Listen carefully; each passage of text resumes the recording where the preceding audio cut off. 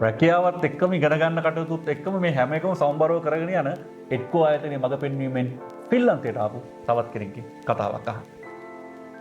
මම අදීශ පෙරේරා අප දෙසැම්බර් මාසේ තමයි ෆින්ලන්තයට ආවේ 2023 අපි එන්න උත්සාහ කරන කාලෙදී ඇත්තටම අපේ පවුල පිටින් හැමෝම එකට එන්න අවස්ථාවක් හම්බුනේ ෆින්ලන්තයට. ඒක තමයි හොඳම අවස්ථාව කියලා මම දැන් මේ වෙනකොට දකින්නේ. මට මේ සඳහා උදව් කරේ එක්කෝ ආයතනයේ දිල්රු. ඊට අමතරව මම ආවේ ඉගෙන ගැනීමේ කටයුතු සඳහා. ඊට අමතරව පවුලත් එක්ක එකටම ඇවිල්ලා ඊට පස්සේ මගේ වයිෆ් ආවේ පවුස් විදියට.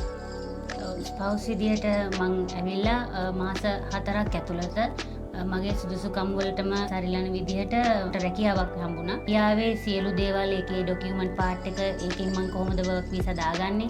ඒ හැමදේම එඩ්කෝ ආයතනයේ විසින් මට හැමදේම අපිට කිව්වා මේ විදිහට කරන්න.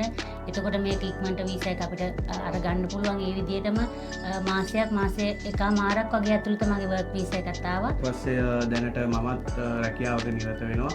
ඒ අතරතුරේ මම අධ්‍යාපන කටයුතු සමබරව කරගෙන යනවා. අපේ දරුවෝ දෙන්නගේ අධ්‍යාපන කටයුතු ඉතා සාර්ථකව ඉෂ්ට වෙනවා.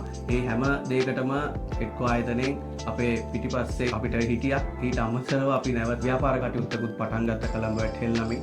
ඒකත් ඉතා සාර්ථකව දැනට කිරීගෙන යනවා. ඒ හැම දෙයකටම ස්තුතිවන්ත වෙනවා එක්කෝ ආයතනයේ දිල්රුක්ට සහ ඒ ආයතනයේ සියලු දෙනාට.